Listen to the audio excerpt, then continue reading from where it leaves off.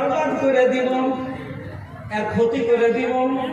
এর গরুর 9 কিলো দুধ হয়েছে, চোখে চোখে দেখছি। একদিন 1 কুয়া কিনতে যাচ্ছি, দুধে গাই মেরে দিব।